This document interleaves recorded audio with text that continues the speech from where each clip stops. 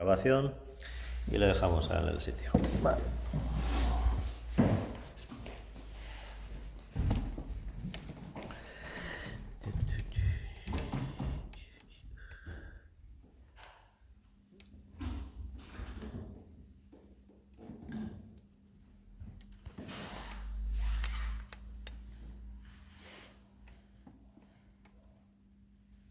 Cuando quieras.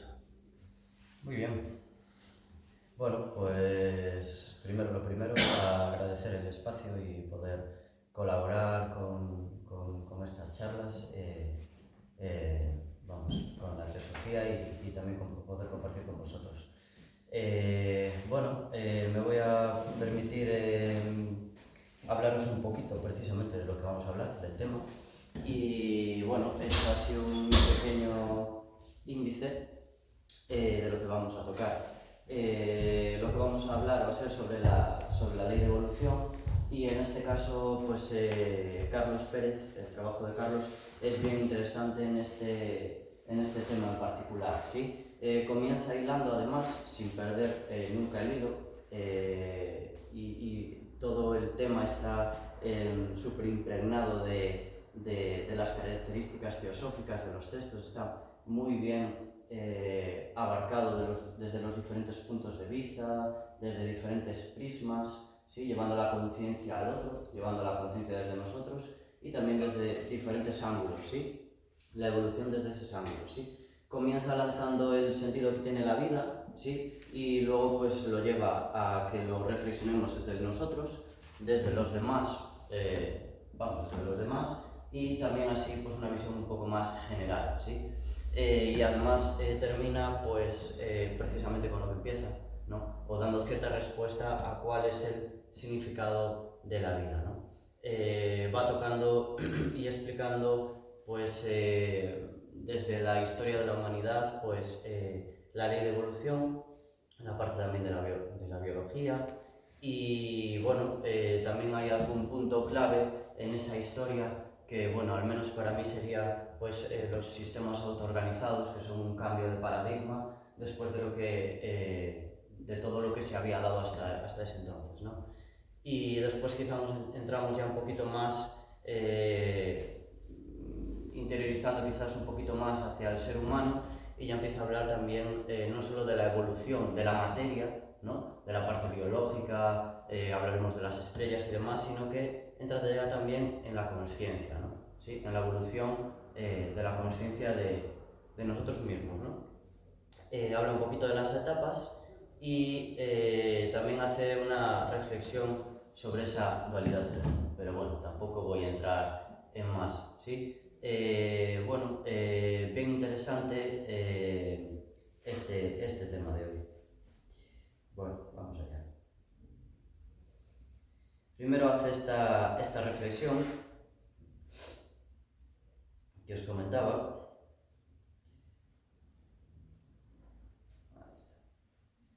Y nos lanza un poquito esa pregunta, ¿no? ¿De qué sentido tiene la vida, ¿no? Y empieza pues precisamente pues, con lo que tenemos más cerca, ¿no? Por ejemplo, que pensemos un poco en nuestra vida diaria, ¿no? En nuestra familia, en los amigos, en el trabajo o a lo que nos dediquemos, ¿no? En nuestro propio estudio, lo que sea que hagamos, ¿no? Hacer esa reflexión, ¿no?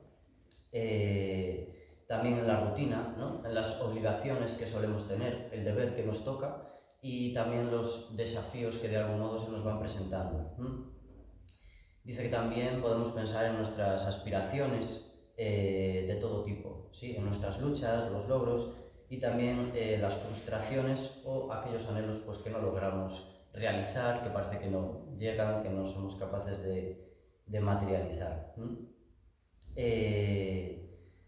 Pensemos en los sufrimientos padecidos, pero también en las alegrías que nos ha traído la vida. Y nos dice que qué sentido encontramos a todo esto, ¿no? Primero nos lleva más un poquito a nuestro entorno, a aquello que está más cerca, a nuestro día a día, a la vida cotidiana. ¿Y qué esperamos de la vida, ¿no? Es interesante esta pregunta porque también te conecta con las expectativas que tienes, ¿no? Te hace ver o reducir lo que realmente estás esperando de la vida, ¿sí? A veces no entramos en esto tan profundo. bueno, ya dirigiéndonos un poco, llevando hacia afuera, hacia los demás, ya saliendo de nuestro entorno, yendo hacia los demás, nos dice Carlos que pensemos en las personas pues más allá de nuestro círculo, ¿no? A ver. Dice por aquí incluso víctimas de desastres naturales, víctimas o familiares de accidentes, de la guerra, del odio, se va a un extremo, ¿no? Pues a esa experiencia con un grado de sufrimiento intenso que quizás también sea como otro ángulo, ¿no? Otro punto de vista, o quizás casi la otra cara de la balanza, ¿no? Yéndonos hacia afuera, hacia los otros, hacia los demás, pero en ese polo, ¿no? Del sufrimiento, ¿no? De ese grado de sufrimiento. Y dice aquí que veamos la lucha por sobrevivir, ¿sí? Aquí es donde sale quizás pues esa parte más instintiva, física, animal, que todos tenemos adentro, ¿no? Esa naturaleza más animal dentro del ser humano, ¿no?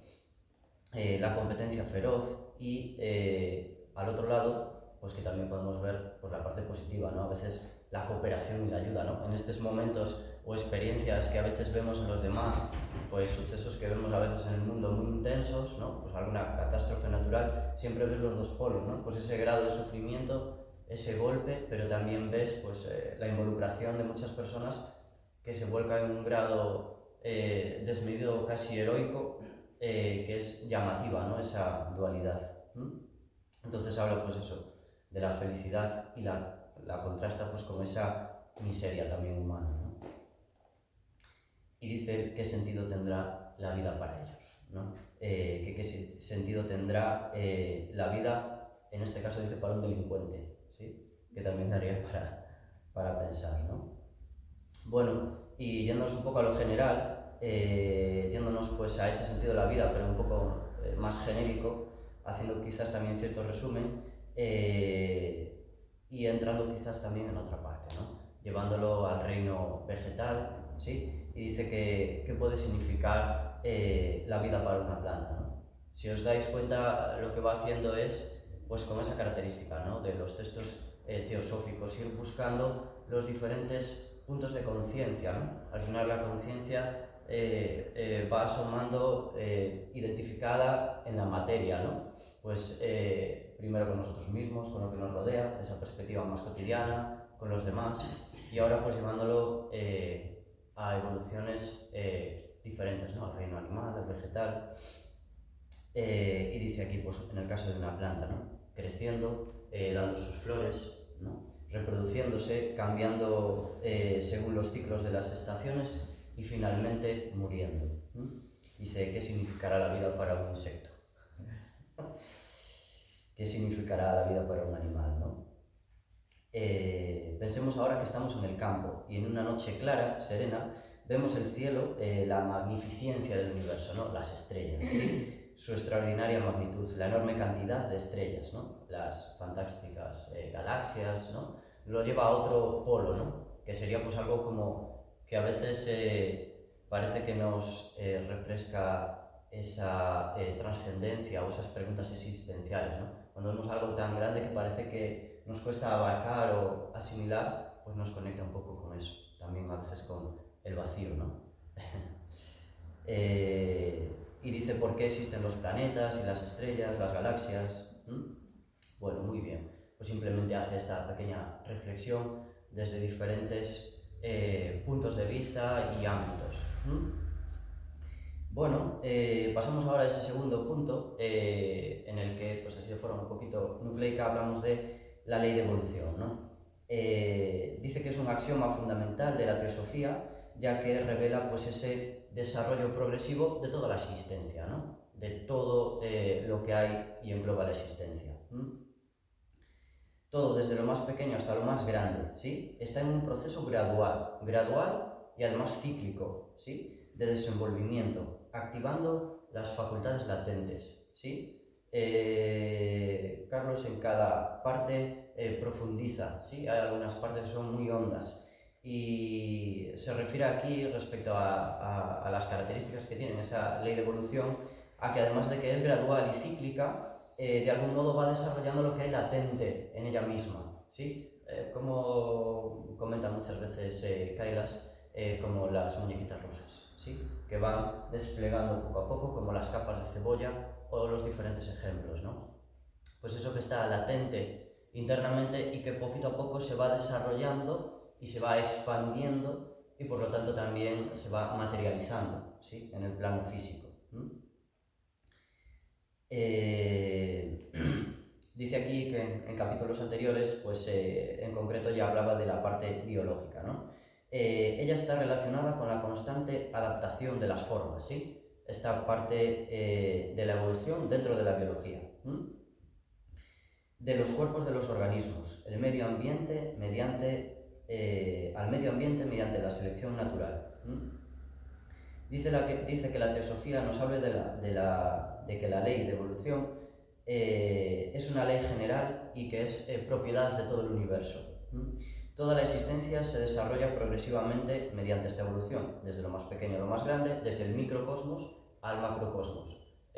Hablábamos de lo cotidiano, pero hablábamos también de esa parte incluso del cosmos, de las estrellas, ¿no? De esa evolución más grande, o sea, desde el micro al macro. Desde lo material a la consciencia, ¿sí? Hemos hablado de la parte más, pues eso, material, y también vamos a llegar al punto en el que habla de la evolución de la consciencia. Todo está en evolución. La evolución es entonces ese proceso gradual y cíclico que ocurre en todos los aspectos de la vida, como vamos a ir viendo. Madame Blavatsky decía que la filosofía esotérica no admite ideas creacionistas. ¿Qué es una idea creacionista? Pues lo vamos a ir desengranando, pero para que veamos un poquito lo que es la idea creacionista, sería esa idea más relacionada con lo que nos ha dicho la religión hasta entonces, ¿sí? O no sabría precisar si desde un inicio, pero sí que en algún momento nos ha dado eso, y nos hemos quedado con esa idea de que pues, las especies o el ser humano pues, se ha plantado ahí en la manifestación física y ha seguido hasta entonces igual desde ese momento en el que hemos aparecido, ¿sí? Esa sería esa idea creacionista que no contempla una evolución, que no contempla un cambio, ¿sí? Entonces Madame Blavatsky dice que la filosofía esotérica, que no contempla este tipo de designios especiales, que no contempla una ley inmutable de la naturaleza operando en toda la existencia, ¿sí? Mediante la evolución, la vida va activando esas características latentes que están en estado potencial, que hablábamos antes, ¿sí? Están latentes, en un estado de potencialidad, que por lo tanto a través de esta ley evolutiva se van a ir desarrollando, ¿sí? Esto sucede de modo cíclico. No se trata de un despliegue mecánico, ¿sí? De algo que está totalmente determinado. Aquí también da un matiz interesante y que además a veces nos lo complica la vida, ¿no? Entender ciertas cosas pues, a nivel más mental, intelectual. Y es que al mismo tiempo la vida lo va inventando, ¿no? Vamos a decir que hay un apartado de creación o de improvisación, ¿sí? Quiere decir que no se va desplegando, esas potencialidades latentes no se desplegan de forma mecánica, ¿sí? Y secuencial o lógica, sino que siguen también como su propia inteligencia. Y a veces, pues evidentemente, a nuestra mente más razonadora y más lógica le puede costar percibir esa línea, ¿no? A veces parece que se salta cosas, ¿sí? Sigue una inteligencia más allá de la que luego también habla. La vida inventa a cada paso en su esfuerzo constante. Y según la teosofía, este es el verdadero sentido de la vida, evolucionar. La materia, ahora vamos a hablar de la evolución de la materia. Y también es algo que a veces pasa un poquito por desapercibido, pero que también nos va a ayudar a entender el ahora o el momento que vivimos desde otro ángulo. Dice por aquí Carlos que mucha gente se sorprenderá cuando decimos que hay una evolución de la materia, ¿sí? De la parte material, ¿sí? Los astrofísicos nos lo muestran porque hoy la materia no ha sido siempre tal cual la conocemos, ¿no? Entonces nos vamos a ir un poquito más atrás, ¿sí? Desde los orígenes, ¿no? Según la teoría del Big Bang, ¿sí? De la cual hay muchos indicios, hay muchas comprobaciones, El universo material que conocemos se dice que comenzó la existencia hace 13.700 millones de años, a partir pues, de esa gran explosión o Big Bang, pero que dice por aquí Carlos que es un poco pues una idea de explosión, pero que en realidad más bien fue una expansión. Había una energía concentrada y por un proceso físico pues, de expansión se produjo, pues vamos a decir, ese misterio, ¿no? En el que se inició. El universo estaba de algún modo concentrado en ese punto y comenzó pues una manifestación, una expansión. El estado de materia y la energía en esos momentos era muy diferente a como lo tenemos ahora, ¿no? Parece ser que las partículas que conocemos hasta ahora, como electrones, protones y neutrones, pues en aquel momento aún no estaba reunida en el átomo, ¿no? Sino que estaba disgregado. Y hubo, pues parece ser que, dice por aquí, que 300.000 años, solo para que esa materia o esos átomos, esas partículas, ¿no? Elementales, el electrón, el protón y neutrón, pues se integrasen en el átomo 300.000 años solo para eso, ¿sí? Quiere decir que también hay un proceso evolutivo gradual pues, a este nivel desde los orígenes, ¿sí? Bueno, no voy a entrar aquí si no nos liamos mucho, pero parece ser que además, incluso para llegar a formarse las primeras galaxias, ¿sí? A partir ya de esos átomos en los que las partículas ya estaban reunidas, pues 1.000 millones de años, ¿no? 13.700 atrás y 1.000 años que fueron necesarios solo para 1.000 millones de años que fueron solamente necesarios para empezar a iniciarse o a generarse esas galaxias, ¿sí? Vemos entonces que la materia misma ha tenido una serie de transformaciones en la primitiva historia del universo para llegar hasta el estado que tenemos ahora, y servir de ladrillo elemental para la formación de los escenarios de la vida, la formación de lo que tenemos hoy en día, ¿no?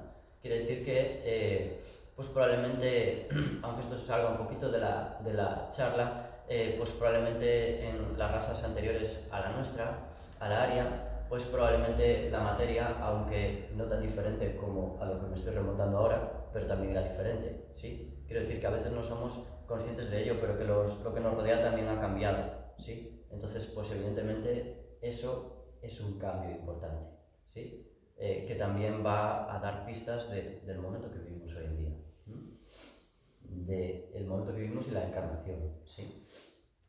Hay entonces una evolución de la materia, aunque pues esos tiempos, esos periodos son muy largos y a veces pues, nos cuesta tener esa perspectiva, ¿sí? Muy bien. Dice por aquí que las estrellas no son estáticas, ¿sí? Que también tienen su evolución y habla de algún modo pues, de ese proceso evolutivo de las estrellas.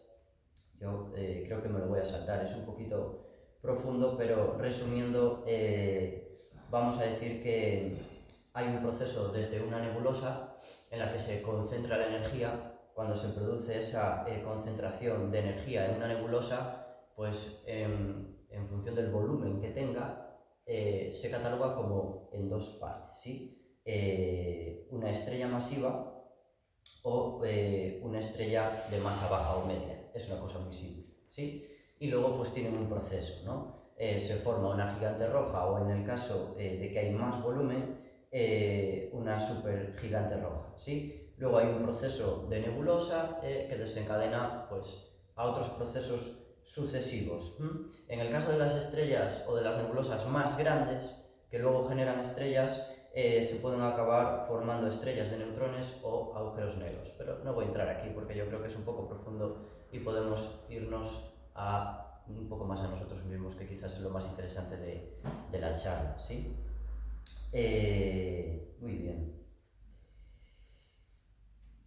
Vamos a pasar entonces a la evolución de las especies, ya yéndonos un poquito más atrás, yendo más pues a esa historia humana, ¿no? Que nos va dando las pistas, ¿no? Que también es algo bastante característico de la teosofía, ¿no? A veces, ya que hoy tocamos temas un poquito existenciales, desde la primera pregunta que lanza hasta el final cuando responde con el sentido de la vida.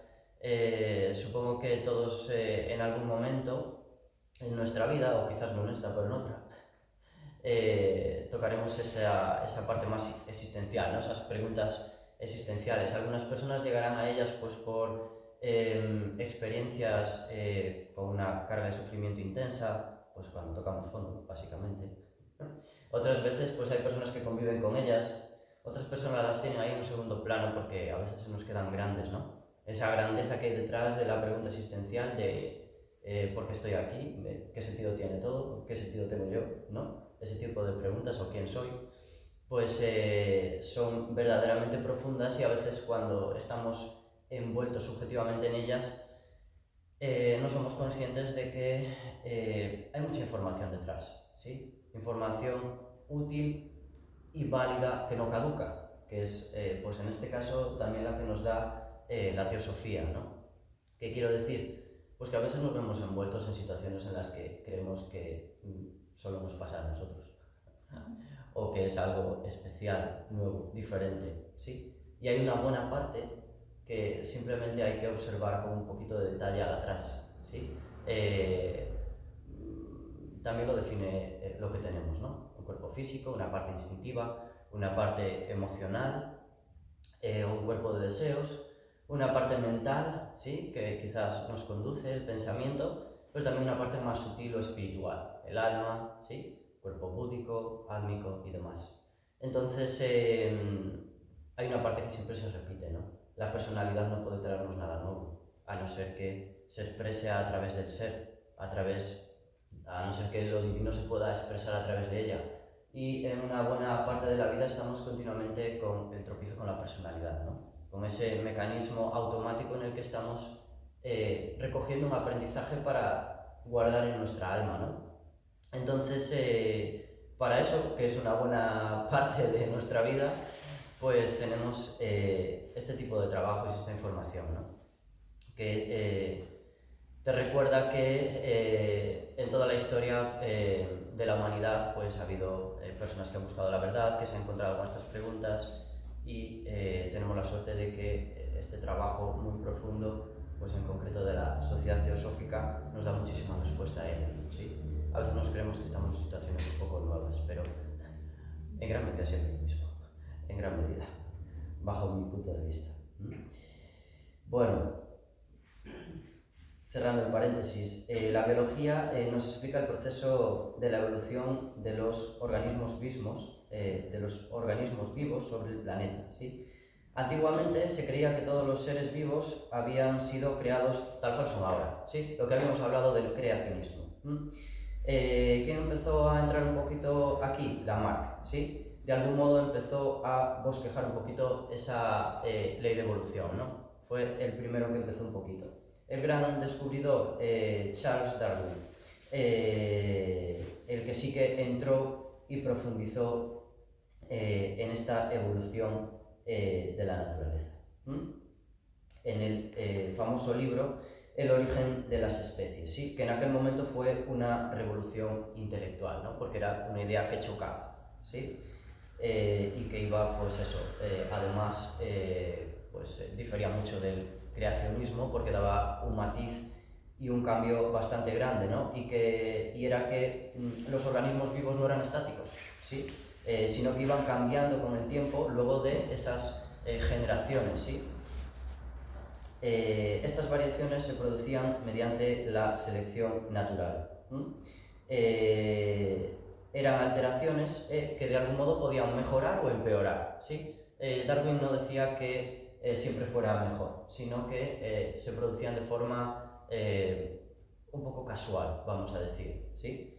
Y que a veces cambiaba mejor o a peor, pero que había una variación, cosa que el creacionismo no daba esta respuesta, que quizás era la idea más relacionada con la religión. Los más aptos sobreviven y tienen más descendencia, perpetuando así el cambio exitoso.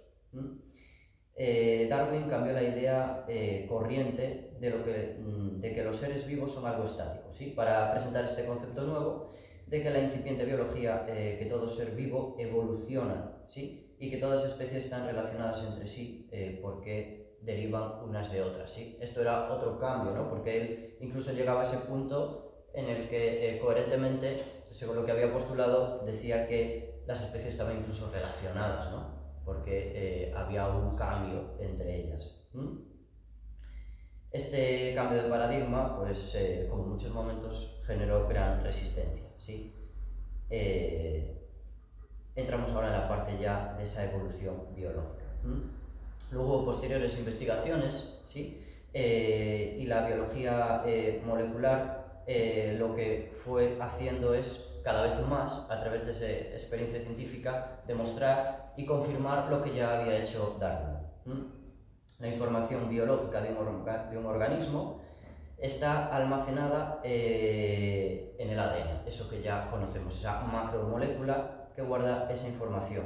Es una memoria que contiene las instrucciones para construir el organismo, ¿sí? Esa parte biológica. Vamos a decir que sería esa hoja de ruta y que además es una réplica, una copia que está en todas las células, ¿sí? Del cuerpo para que puedan desarrollar el tejido que le corresponde, vamos a decir, ¿sí?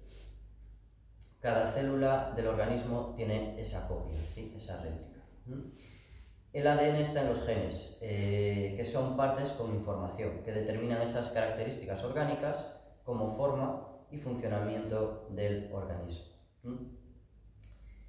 Dice por aquí que la genética es el estudio de los genes y lo que ellos determinan, ¿sí?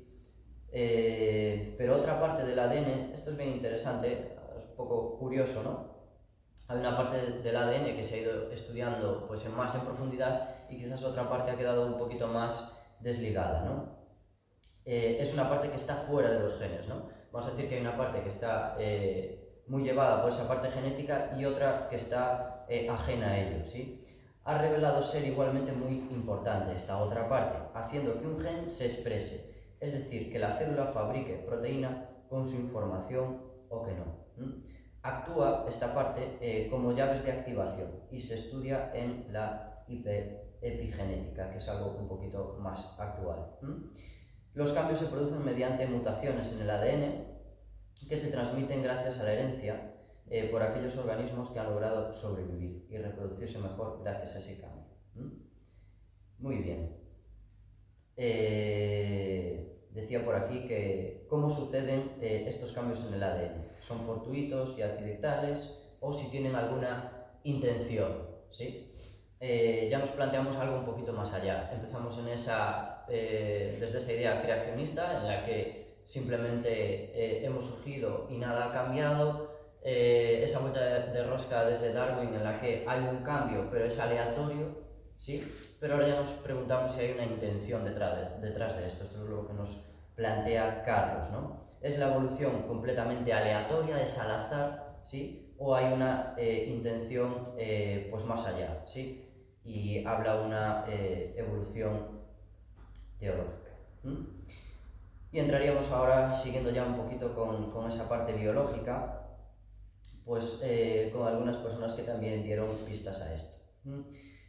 Para la gran mayoría de los biólogos actuales, los cambios en el ADN siguen siendo pues, al azar, como hemos hablado hasta ahora, ¿sí?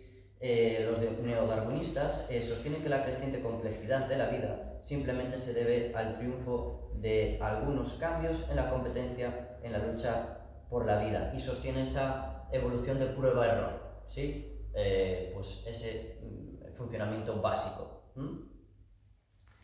La doctora Lynn Margulis aquí es la que da también otro cambio de conciencia, otro salto, ¿no? Parece que la cosa va evolucionando, se le van dando vueltas, se va profundizando en esta intencionalidad, ¿no? Y postula una teoría que hoy en día además está aceptada y es la de la endosimbiosis, ¿sí? En lugar, bueno, casi no voy a entrar aquí, que es un poquito hondo, nos lo saltamos un poco, pero vamos a darle el matiz. Vamos a decir que para ella había una cooperación y una reutilización en las mutaciones. ¿Qué quiere decir? Pues parece ser que había unas células que en vez de fagotizarse unas a otras y seguir apoyando esa ley que decía, o esa idea que planteaba Darwin de prueba-error, pues dieron un salto, según ella, en el que trabajaban en común, ¿no? Ya no había esa lucha, sino que había una simbiosis, era un cambio, ¿no? Pasaba de que unas se fagotizasen a otras a que trabajaran en simbiosis. Y además le daba otra vuelta de tuerca. Ya no solamente cooperaban entre ellas y había una fusión entre ellas, sino que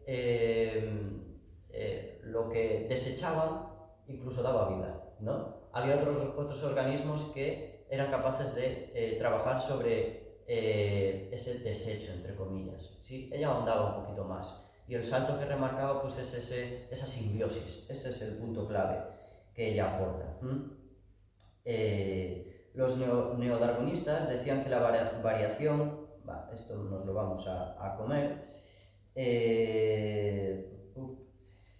en lugar, pues como decía, de que la célula fagotizase a una bacteria, estas se unieron dando lugar a una célula más compleja, un paso trascendental que originó la aparición de las células eucariotas. Este proceso que ella decía de fusión, de simbiosis, fue lo que dio lugar a este tipo de célula más compleja y que a su vez fueron las que ya formaron pues el resto de los reinos, ¿no? El reino de las plantas, el reino de los hongos, ¿sí? Esta célula eucariota era esa materia prima, pero que evidentemente tuvo un proceso evolutivo que es lo que nos van diciendo pues sucesivamente los estudiosos, ¿no?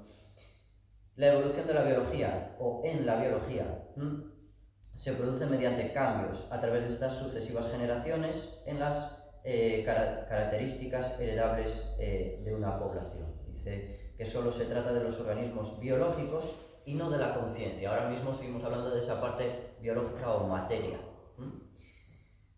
De muchos experimentos se sabe que, esto nos lo vamos también a comer, y dice por aquí, ¿de dónde viene la variación útil, ¿no? Sobre la cual actúa la selección? Trata de ahondar en la intencionalidad. Eso es lo que va buscando ahora, tratar de sacar esto.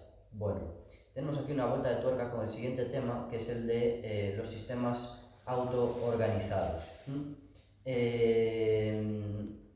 Era un nuevo paradigma de esta ley de evolución, ¿sí? Que rechazaba el creacionismo, que era con lo que habíamos empezado, ¿sí? Y también el reduccionismo, ¿sí? Que el reduccionismo es la teoría que nos plantea Darwin, ¿no?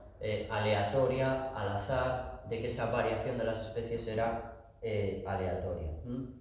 Y plantea otra cosa un poquito más profunda, con una visión más holística y un poquito compleja también, ¿no?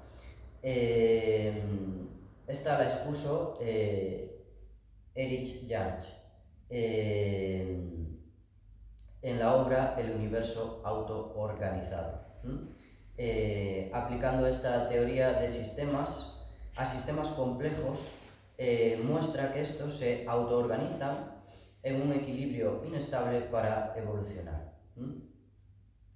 Los sistemas autoorganizados aportan una visión un poquito más holística, como comentaba, ¿sí? La autoorganización se describe genéricamente como un proceso mediante el cual surgen espontáneamente una serie de patrones que dan estructura entre relaciones en los diferentes componentes de un sistema, ¿sí? Esto suena así un poco teórico, pero de algún modo lo que quiere decir es que tanto a nivel estrellas o universo, a nivel reino mineral, vegetal, humano, biológico, a todos los niveles pues hay una interconexión o una conexión entre ellos y que además trabajan con un sentido. ¿Qué quiere decir? Pues que aunque tengan una evolución también individual dentro de cada reino, pues todos colaboran o siguen una intención, una inteligencia que poquito a poco pues irá hablando de él. Jansch aplicó la teoría de sistemas y sistemas complejos para mostrar cómo ellos se autoorganizan en un equilibrio, como decía, inestable, pero que permite evolucionar entre ellos. Judge no fue el único que exploró este paradigma de sistemas autoorganizados. También Fritjof Capra, el autor del famoso libro El Tao de la Física. También dejó la física y se dedicó a la teoría de sistemas y a la ecología, argumentando que solo desde un punto de vista holístico podemos comprender la vida. Dice Erinch en su libro, este nuevo paradigma es el paradigma de la autoorganización. Con él, una visión antigua está encontrando sus bases científicas, ¿sí? Lo que nos pasa muchas veces, ¿no? Que hablamos también desde la perspectiva del yoga, ¿no? Los grandes maestros nos han dicho, pues, y los yogis nos han dado una información, y la ciencia, pues, conforme va evolucionando y cambiando a través de su método, pues también va dando base a ello, ¿sí? Que también es algo, creo que bastante positivo que podemos tener hoy en día, aunque es cierto que tiene su complejidad central en esa parte, por ejemplo, de la física cuántica, ¿no? Así que aquí también, ¿no? Hay una visión antigua. En la teoría actual, la evolución se considera generalmente bajo los aspectos de la adaptación y supervivencia. Pero la vida es más que supervivencia y el medio ambiente al que ella se adapta. Él mismo evoluciona y se adapta para captar esta coevolución, que llama aquí este concepto, en una perspectiva no dualista, no dual, que requiere del desarrollo de un paradigma capaz de lidiar con la autotranscendencia. Quiere decir, con esa capacidad de poder ir más allá uno mismo. Es autosuficiente ese sistema a nivel general, ¿no? Esta teoría. El alcance más allá de los límites de la propia existencia, ¿sí? Y dice aquí, la alegría de la creación. El paradigma emergente de la autoorganización permite la elaboración de una visión basada en esta interconexión de la dinámica de la naturaleza en todos los niveles de la evolución, micro y macrocosmos. Como vemos, este nuevo enfoque científico de la evolución propone que todo, los seres y el medio ambiente, incluyendo pues, elementos físicos, están integrados en un gran sistema que buscan transformarse y trascender. O sea que hay como dos bases en común, ¿no? La transformación y la trascendencia. La teoría de Gaia, formulada por James Lovelock y Lynn Margulis, está en esta línea, ¿sí? Lovelock sostiene que todo el planeta, incluyendo seres vivos, tierra, agua, aire, minerales, gases, funciona como un gran organismo en ese equilibrio homeostático, quiere decir que no es estático, que logra perpetuar la vida en él. Lovelock y otros demostraron cómo hay muchos sistemas y ciclos en la Tierra que se autorregulan, ¿sí? Por lo tanto, es una teoría que evidentemente también tiene una observación y una serie de evidencias, ¿sí? Y que nosotros también podemos ver, ¿no? Es compleja porque agrupa los diferentes sistemas, ¿no? Y además habla que hay una comunicación entre ellos de algún modo, y que es inmensa en ellos mismos, que es subjetiva a ellos.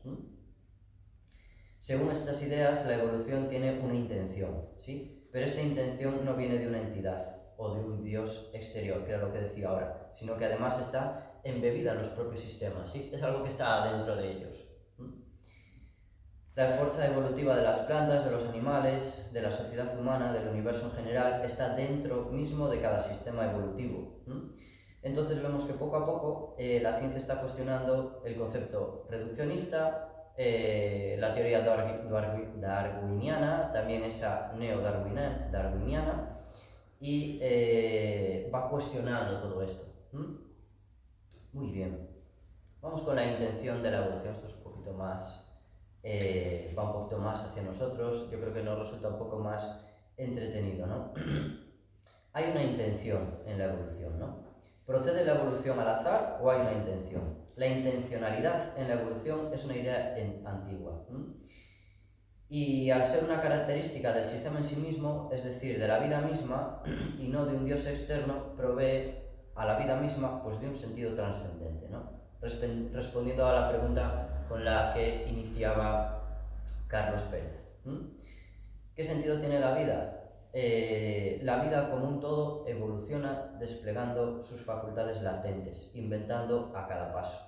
la inteligencia que lleva esto adelante está distribuida en la vida misma, pues en estos sistemas que hemos ido viendo. En cada ser, en cada átomo y en todas las leyes naturales. Recordemos el axioma hermético respecto al universo holográfico. El todo está en todo, como es arriba, es abajo, ¿sí? Volviéndonos pues a ese axioma. En ese sentido, precisamente, Madame Blavatsky señala que la intención, hay una intención detrás de ese proceso evolutivo. La selección natural, dice ella, haciendo esta reseña a la doctrina secreta, y dice así: la evolución natural no es ninguna entidad, sino una frase convencional para describir la forma en la cual la supervivencia de los más aptos y la eliminación de los no aptos entre los organismos se produce en la lucha por la existencia. Pero la selección natural, como poder, es en realidad puro mito, en especial cuando se utiliza como explicación para el origen de las especies. De sí misma ella no puede producir nada y solamente opera en el material bruto que se le presenta. Hasta aquí lo que está diciendo básicamente es que esta ley opera solo en la materia, ¿no? La verdadera cuestión es qué causa, ¿no? Está buscando el origen, ¿sí? ¿Qué causa, combinada con otras secundarias, produce esas variaciones en los mismos organismos? Está en busca de esa inteligencia que estamos hablando, que está inmiscuida o adentro pues, de cada sistema y de cada cosa. Y dice, la subyacente causa, variación en las especies, es una inteligencia, dice ella aquí, subconsciente, que impregna a la materia, identificable en su significado último con el reflejo de la sabiduría divina, ¿sí? Con ese aspecto divino que está integrado en todo. Muy bien, lanzamos ahora proyectándonos hacia la evolución de la conciencia. Hasta ahora hemos hablado de la parte de la materia, en yoga le decimos prakriti, de esa evolución de lo material, y ahora habla pues de la conciencia, pues esa característica del ser humano, ¿no? O sea, habla también de ese proceso evolutivo de la conciencia. ¿Qué dice por aquí? La conciencia evoluciona al mismo tiempo que evoluciona el organismo, por el que se expresa. ¿Qué quiere decir? Pues que va a ir evolucionando, pero en la medida que también evoluciona la materia, ¿sí? Va parejo. Los grandes filósofos antiguos han postulado que la conciencia tiene un proceso de evolución que va a la par de la evolución de las formas, ¿sí? De los cuerpos, de la materia física, integrado en el proceso de la evolución de la vida. La conciencia aprende y modela nuevas formas, ¿sí? Parece ser que tiene esa capacidad, según nos dice aquí, y estas a su vez permiten un nuevo aprendizaje y despliegue de esas facultades que decíamos que están en capas de cebollas interiormente y que se van poquito a poco desplegando, por lo tanto van desarrollando el potencial. La evolución es un proceso de aprendizaje, de descubrimiento, de desenvolvimiento de las capacidades latentes de la conciencia para transformarlas en atributos activos, ¿no? Aquí ya le da un poquito más de sentido, ya no solo que desarrolles una serie de potencialidades que parece que no sabes cuáles son y que se van desarrollando en la medida en la que también se va transformando los cuerpos, ¿no? En este caso pues sería el cuerpo físico, ¿no? Por ejemplo, llevándolo a nosotros, ¿no? Al ser humano, el cuerpo emocional, ¿no? Y el cuerpo mental, incluso entrando un poco más en esa parte psicológica del yoga, que todos tenemos un poquito más de conexión con ella, pues con ese trabajo gradual que nos plantean las técnicas para ir, vamos a decir, purificando o limpiando pues, los cuerpos de la personalidad, ¿no? Para ir haciendo ese trabajo. La evolución dice que es ese proceso de aprendizaje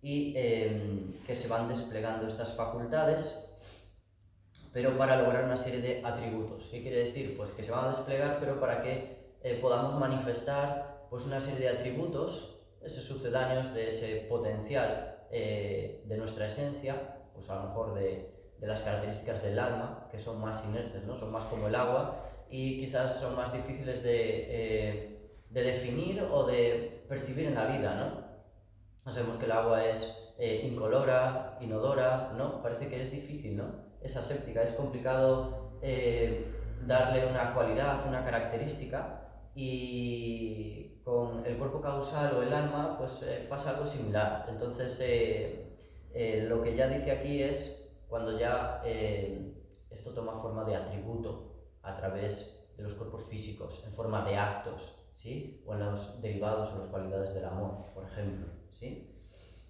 Nuestra mente y nuestras emociones, toda nuestra psique evoluciona, ¿sí? Los cuerpos.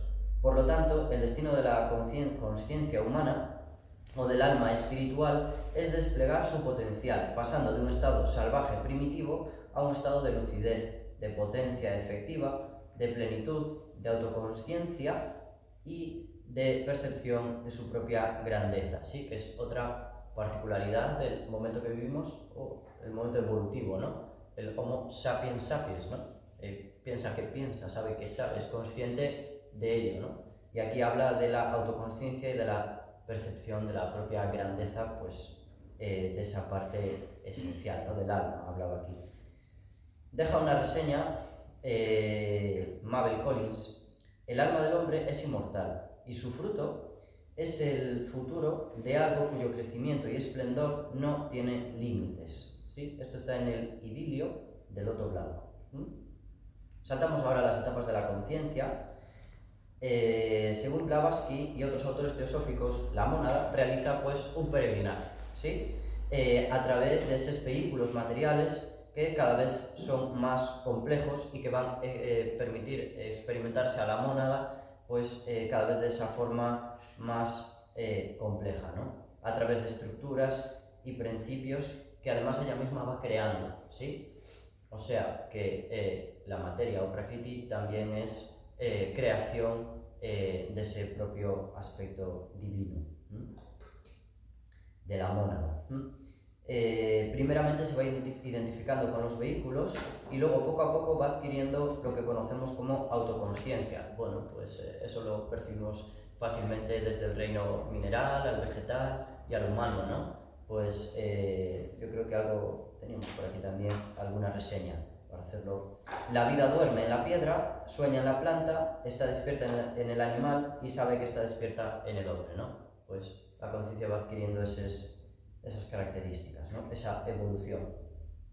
Primeramente se identifica y después llega a ese punto de autoconsciencia, pasando por esa serie de etapas. Darwin observó y explicó la evolución de los organismos biológicos, produciendo formas cada vez más complejas, pues esa prakriti se iba complicando o haciendo más compleja para permitir expresarse a la mónada, ¿no? La tradición esotérica nos habla de una evolución de la conciencia en la cual hay también un orden, ¿sí? Parece ser que hay un orden. No hay seres que hayan resultado más o menos favorecidos en la manifestación. Los animales no son más desgraciados que los seres humanos o inferiores a ellos, simplemente son diferentes puntos evolutivos, ¿sí?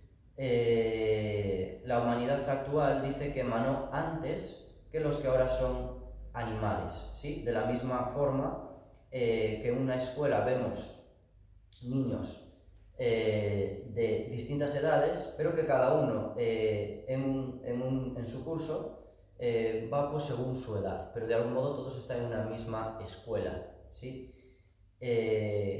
Todos los seres formamos parte del fuego de la vida, ¿no? Y hace ese símil entre la escuela y el fuego de la vida que nos incluye a todos, ¿no?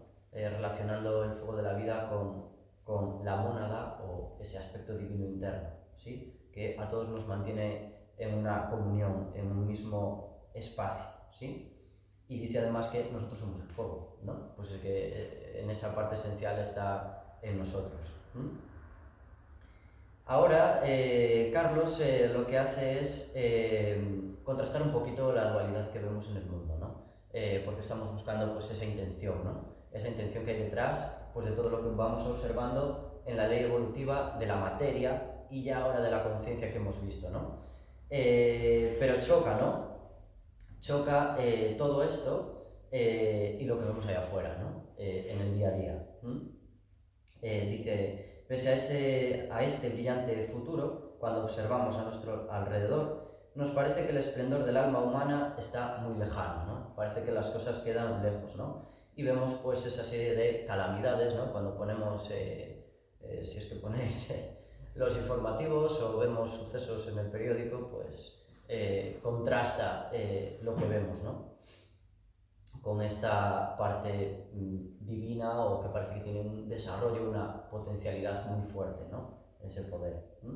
Paradójicamente, la misma especie humana, que genera tanto sufrimiento, es capaz de lo más sublime al mismo tiempo, ¿no? Vemos calamidades, vemos guerras, vemos codicia, vemos maltrato, vemos de todo a todos los niveles, pero al mismo tiempo, pues como hablábamos con algún ejemplo al inicio, pues también ves el otro polo, ¿no? A veces en esos momentos de mucho sufrimiento ves también una involucración y un heroísmo por parte de algunas personas y una entrega que desde luego parece sobrehumana, ¿no? Entonces contrasta aquí esta paradoja, Carlos, ¿no? El género humano también es capaz de manifestar amor, expresar la belleza a través del arte, cooperar para conseguir un fin, ayudar desinteresadamente a otros seres, alcanzar las crestas del conocimiento científico del universo y embarcar a la mente en la aventura de la filosofía, ¿no? Incluso lanza más allá, hacia lo trascendental, ¿no? Hacia ya no solo la mente razonadora, lógica, ¿no? Sino a esa parte que va más allá de nuestra mente, la que nos lleva fuera de la personalidad y a esa parte más trascendente. Entonces dice aquí que cuál es el misterio entonces detrás de esta ambigüedad, ¿no? De este choque tan dual, ¿no? De la naturaleza humana, porque hay en nosotros un lado luminoso que es capaz de lo más sublime, pero al mismo tiempo hay un lado oscuro capaz de lo más monstruoso, ¿sí? Y esta pregunta nos lanza a un debate que ya es un poco eterno, que lo tenemos por ahí detrás, que es el del bien y el mal, ¿sí? Que yo creo que esto sí que se habla muchísimo en las clases de yoga, al menos a veces igual no dándole el nombre o el título que tiene hoy aquí, pero vamos, en las clases de Kailas al menos está siempre muy presente, ¿no? Y es que el bien y el mal es algo tremendamente relativo y subjetivo, ¿sí? Que tampoco voy a entrar mucho, pero porque yo creo que es algo que más o menos todos ya vemos un poquito, ¿no? Es una clásica pregunta, ¿no? Y además tiene ese trasfondo de la religión, que a veces pues sabemos que conforme se ha ido institucionalizando, pues la religión también algunos aspectos quizás no nos ha hecho el mejor bien, sin echar balones fuera, sino responsabilizándonos de nuestra propia ignorancia y haber asumido algunas ideas que quizás no son las más oportunas o las que mejor nos conduzcan, ¿no? El problema es que la percepción de lo bueno y lo malo varía en cada persona, ¿no? Unos tenemos una idea de lo que es bueno y otros tienen otra idea. A veces lo que es bueno para uno es malo para el otro y lo que es malo para el otro es bueno para otro, ¿no? ¿Sí? Es un problema que implica que hagamos un juicio de valor. Esto es interesante, es un poquito hondo, pero es interesante. Cuando entramos en separar estas dos cosas, te obliga a hacer un juicio, ¿sí? Un juicio de valor, dice aquí, ¿no? Como sujetos, o sea, identificándote con la personalidad, con lo que eres, ¿sí? Y por lo tanto es subjetivo, ¿sí? Es tu verdad, es tu percepción desde tu cuerpo de la personalidad, ¿sí? Decimos que algo es bueno si nos ayuda pues a nuestros propósitos personales, a nuestro ego, por ejemplo, ¿sí? Si nos causa placer y alegría, y por el contrario sería malo si nos dificulta o nos causa dolor, ¿sí? A veces lo que nos causa dolor en un instante pues puede ser positivo para el vecino, o al revés, ¿no? El bien y el mal es algo tremendamente relativo y subjetivo. Podemos decir que un nuevo trabajo, un ejemplo, es bueno para nosotros porque tenemos mejor sueldo y nos queda más cerca de nuestro hogar. Y por el contrario, podemos decir que una nueva autopista es mala para nuestro pueblo porque los viajeros ya no van a pasar por él y se resentirá el comercio, la economía, ¿no? Los clásicos de la vida, ¿sí? No obstante, para muchos viajeros, la misma autopista va a representar algo bueno, ¿no? Porque les va a permitir ahorrar pues, un trayecto, ¿sí? De ahí que sea relativo, ¿no? Lo bueno y lo malo. Es decir, que utilizamos las palabras bien y mal en relación a nosotros, como individuos, ¿sí? Como parte de un grupo. Las circunstancias de la vida no son buenas o malas en sí, sino que las valoramos como buenas o malas en relación hacia nosotros, hacia nuestra individualidad. El mal en muchas culturas es un término amplio, utilizado para describir actos moralmente negativos o pensamientos que son crueles, injustos o egoístas. La valoración de algo como bueno o malo depende también de la amplitud con la que miremos, ¿sí? Ya hemos hablado que lo bueno y lo malo es muy relativo, aún por encima de ser relativo es subjetivo y aún tiene una vuelta de tuerca más. O sea, fijaros si es algo inestable, porque está sujeto a la mente, ¿sí? Es muy dual y está sujeto también al enfoque, ¿no? Si enfocamos más en esa línea del tiempo, pues a lo mejor hay algo que es positivo a corto plazo, pero a largo plazo no es tan positivo, o al revés, ¿no? O sea que es algo muy amovible, ¿sí? Consideremos el caso de unos padres que protegen a su hijo. Este es un ejemplo profundo, por decir algo. Es intensito. Consideramos el caso de unos padres que protegen a su hijo pequeño, ¿no? Impidiéndole subirse a lugares donde tiene cierto riesgo de caerse y hacerse daño. En principio es una protección y parece algo bueno, sin lugar a dudas. Pero si miramos más ampliamente, vemos que quizás esa actitud le impide al niño aprender a soportar una caída, ¿no? Desarrollar cierta habilidad para el equilibrio y hasta puede causar que el niño crezca con una carencia importante, ¿no? La de confiar en sí mismo y asumir pues, ciertos riesgos, ¿no? Esto lo lleva a la paternidad, a la maternidad, ¿no? Lo lleva a este aspecto, pero esto creo que lo podemos observar nosotros mismos pues a veces con esas ganas a veces que tenemos de ayudar a los demás y estamos con ese consejo gratuito, ¿no? Sí, efectivamente, justo. Entonces, bueno, el bien y el mal son relativos y lo que estimamos bueno puede no serlo en otras circunstancias, ¿sí? Dice por aquí que Carlos que una de las consecuencias más indeseables de hacer compromisos con el mal, ahora refiriéndose a esa parte, es que muy pronto nos envuelve en un círculo vicioso del cual es muy difícil salirse. Probablemente nada que no hayamos experimentado, ¿sí? Por aquí de momento no hay nada nuevo. Los aspectos, pensamientos y emociones impuros nublan más y más, ¿sí? Y ahora aquí hay un matiz interesante. Nubla más y más la intuición, ¿sí? Lo cual va disminuyendo nuestra capacidad de ver si cierto acto es bueno o malo, ¿sí? Si nos enreda más en lo malo.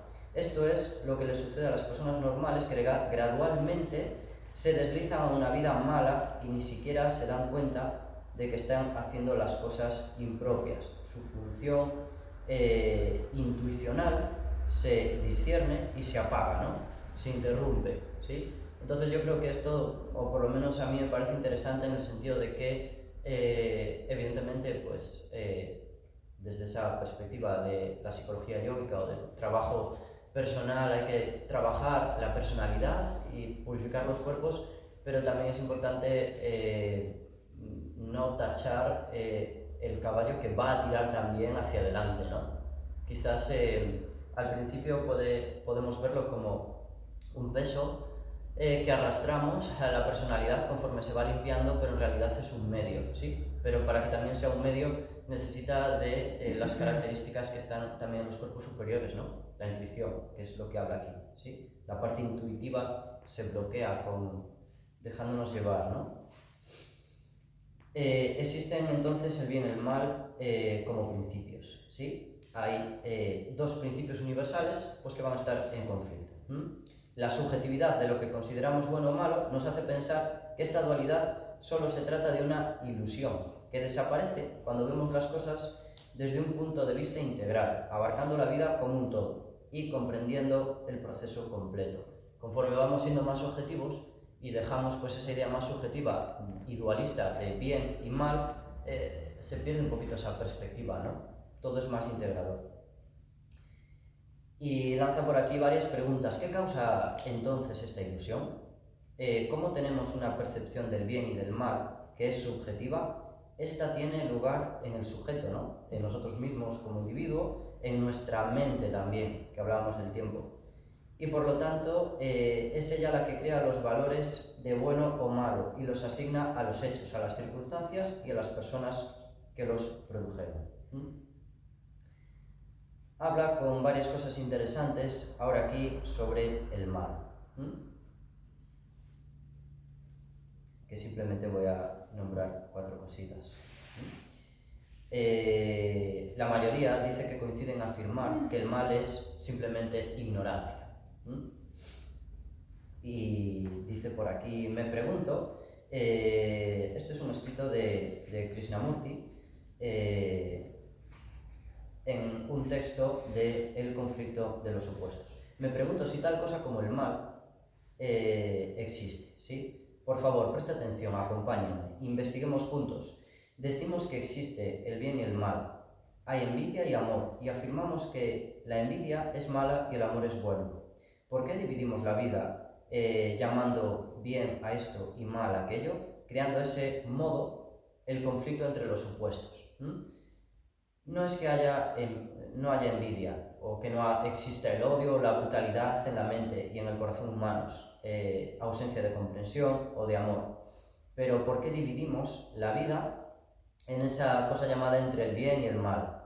No existe en realidad una sola cosa, que es una mente inatenta, ¿sí? Habla de la mente inatenta en el sentido de que la mente, cuando se identifica con el individuo y con lo subjetivo, pues va a entrar en ese conflicto entre lo bueno y lo malo, ¿sí? Y conforme la mente pues, es capaz de darse cuenta de esa subjetividad y sale a esa visión más holística, que nos está llevando poquito a poco la charla, pues entonces vas a tener esa capacidad de salir de ahí, ¿no? De ese punto.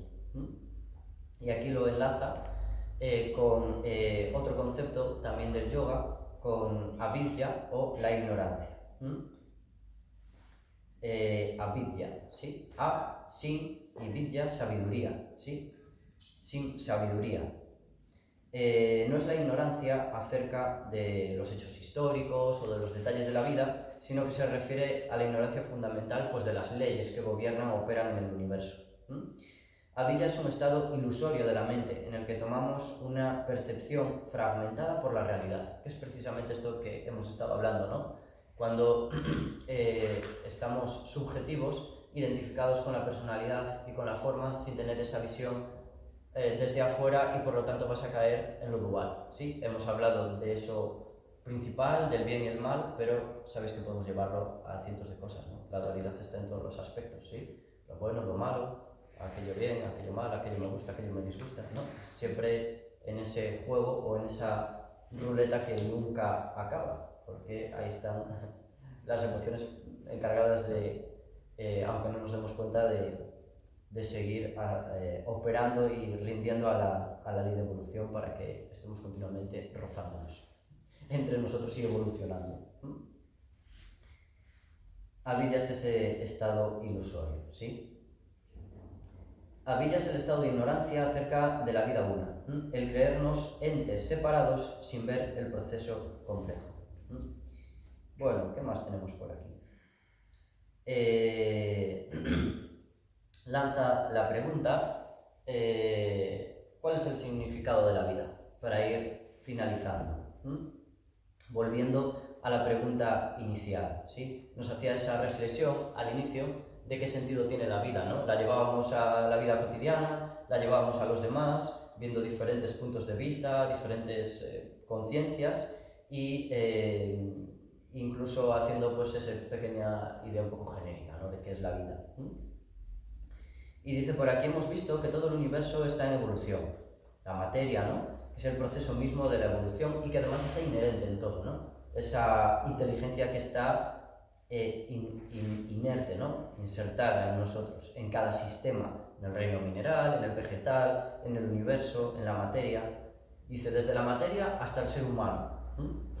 La evolución implica aprendizaje, ¿sí? No solo por parte de los individuos que componen un sistema, sino aprendizaje del sistema en sí, ¿sí? O sea que por lo tanto no solo hay un aprendizaje o una evolución individual, sino que también es grupal, ¿sí? Que a veces nos cuesta llevar más ahí la mente, ¿no? Pero como unidad, ¿no? A diferentes sistemas tiene un aprendizaje, ¿no? Eso se puede llevar, pues quizás también, pues por decir algo, pues a un aprendizaje grupal. A veces pues puede ser también una clase de yoga, por ejemplo, ¿no? Que también puede haber a veces un aprendizaje detrás, ¿no? Ya que a veces hablamos de la causalidad y no de la casualidad, pues la vida también nos va llevando a esos escenarios, entornos en los que hay un aprendizaje grupal. A veces nos cuesta más hilar fino y percibir qué narices nos puede estar uniendo aquí hoy, ¿no? Pero algo hay que nos une, ¿sí? A veces es más sencillo, otras veces es más difícil. Entonces habla de estas dos evoluciones, individual y colectiva, ¿sí? Hay una inteligencia colectiva y una memoria colectiva.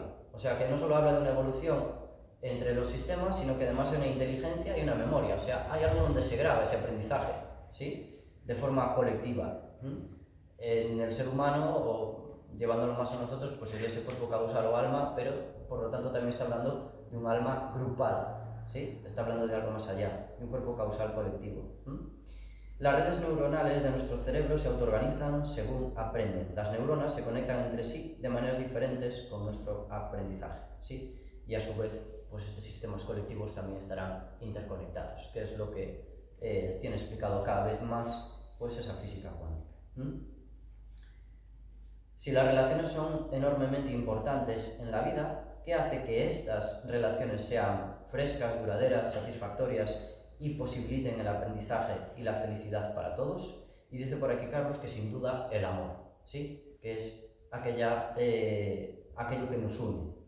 Cuando amamos verdaderamente, desinteresadamente, vivificamos la relación, experimentamos la identidad esencial entre el ser amado y nosotros. El amor es, por lo tanto, una cualidad esencial de la vida, ¿sí? Le van dando respuesta a toda esa intencionalidad, ¿no? Hablaba como una inteligencia creadora que está detrás, el sentido evolutivo, trascendente, no solo en lo individual, sino en lo colectivo y englobando los sistemas, ¿sí?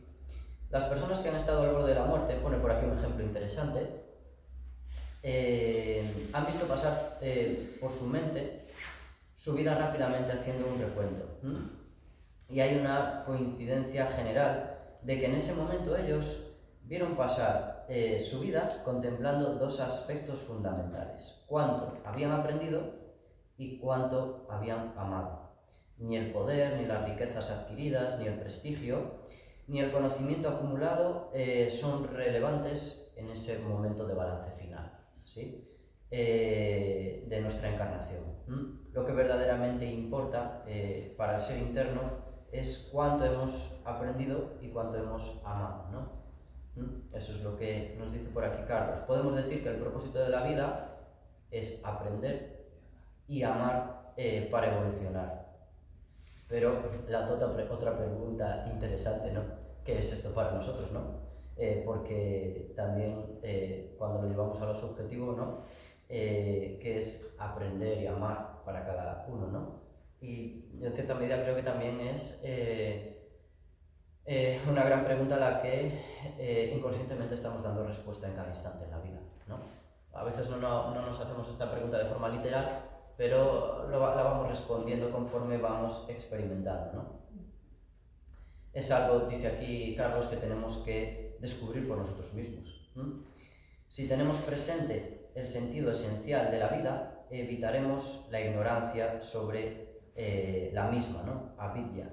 No importa tanto qué hacemos, sino cómo lo hacemos. No importa tanto el qué, se refiere en cuanto a las formas, porque ya sabemos ahora que evolucionan independientemente, o sea, están evolucionando, aunque parejo a la conciencia dentro de nosotros, evoluciona, por lo tanto le da más valor a la conciencia, ¿no? A la evolución de la conciencia. No importa tanto qué hacemos, sino cómo lo hacemos.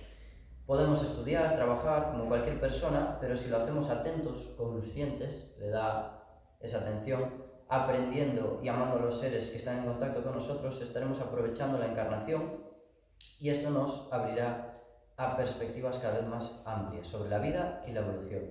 Dice que es un proceso gradual de maduración y concienciación. Bueno, pues esto es por aquí un poquito la charla y bueno, me apetecía lanzar varias preguntas, realmente son solamente dos. Lo que hace Carlos es que al final de toda la charla pues lanza varias preguntas con la idea de reflexionar, ¿no? Las 5 preguntas que lanza dan para mucho tiempo, así que me he permitido el lujo de decidir alguna que me parecía interesante para hoy, ¿sí? Entonces, pues con la idea de que podáis compartir, de que podamos hacer un poquito de debate y teniendo esa perspectiva de la evolución, de la materia, de la conciencia, ¿creéis que estamos forzados por la evolución? ¿Creéis que nos sentimos forzados y que limita nuestra libertad de algún modo para elegir? Esta es una de las preguntas que lanza Carlos y me parecía interesante poner aquí, ¿no? Si creemos que, bueno, que nos fuerza esta ley evolutiva o nos encajona de algún modo y va a limitar nuestra libertad, ¿sí? ¿Qué opináis? ¿Va a limitar? Nuestra libertad. Nuestra libertad. El libre albedrío. Si crees que puede limitar eso. No, sí, digamos que como toda tu charla es sí y no. Sí, ¿por qué? Sí, ¿por qué? Porque hay una parte del universo que si tú no eres consciente te empuja para que busques esa conciencia.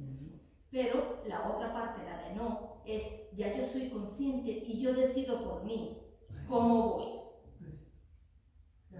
¿Sí? Entonces la respuesta serían las dos respuestas. Aquí, en este caso, representa esta pregunta toda la charla, las dos opciones. Si hay algo que el universo nos empuja a cumplir, digamos, esa evolución o ir a ese despertar de conciencia, porque evidentemente si no, los que no están en el cierto nivel, ¿qué se quedarían estancados ahí de por vida? No, pues no. Entonces, de una manera u otra, el universo te empuja. Pero claro, después está yo he alcanzado un nivel, ya tengo un despertar de conciencia. Y entonces ahora yo no necesito que el universo me empuje, yo voy a mi ritmo. ¿Sí? Entonces sería sí, no.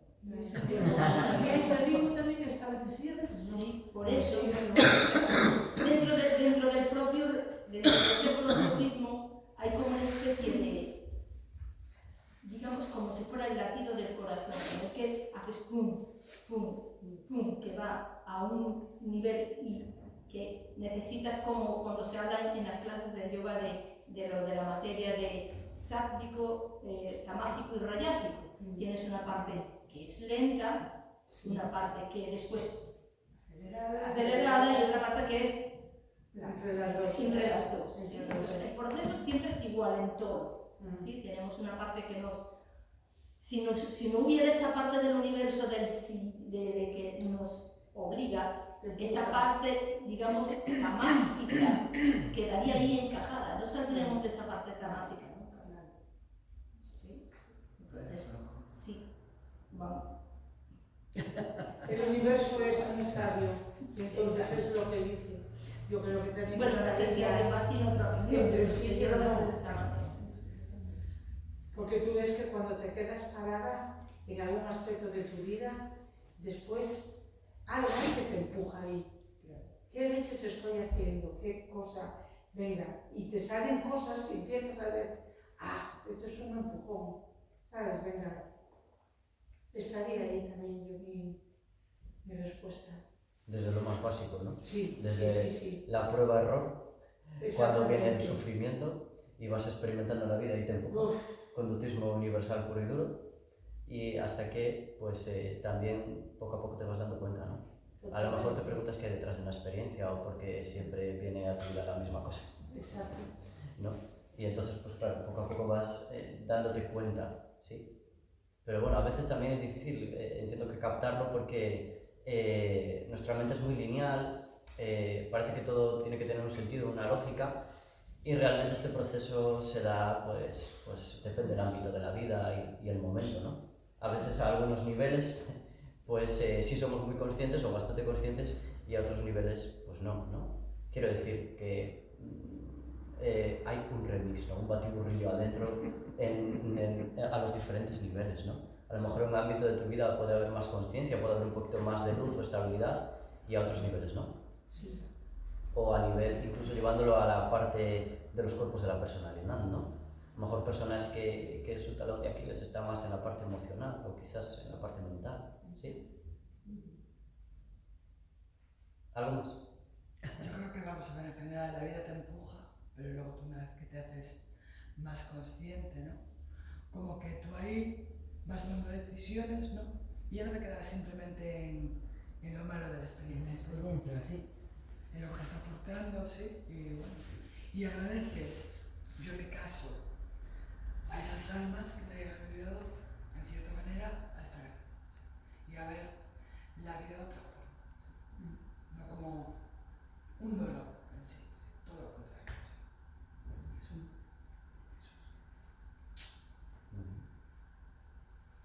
Entonces, ¿qué? ¿Os creéis que aunque hay libertad o no hay? Sí, tienes toda la libertad del mundo de elegir. Otra cosa es que seas consciente o inconsciente. Y ahí no te resistes, más con la vida. Bueno, Como era la frase esta, la verdad os hará libres o algo así, ¿no? ¿cómo? La verdad os hará libres, Sí. ¿no? Sí. Pues está bien. Que, no sé, es el sentido de si tú con esas correcciones, digamos, del destino, ¿no? De lo que llamamos, pues, el aprendizaje con el sufrimiento, con los golpes de la vida, lo podemos ver entre comillas, dependiendo de la fase de la evolución que estemos, como una mano amorosa, ¿no? Que propicia esa libertad, aunque a nuestra parte humana, más, digamos, más densa, más oscura, o lo que llamamos mal y todo eso. Entonces, claro, es lo que decíamos, es en sí, no, claro, la parte densa no le gusta o no ve, no tiene todavía la capacidad para ver esa mano amorosa que te guía y bueno, que trata de que abras los ojos, que sientas esa unicidad, esa única verdad. Es una reflexión que ha muy interesante. ¿Algo más? ¿No? Bueno, es bien interesante.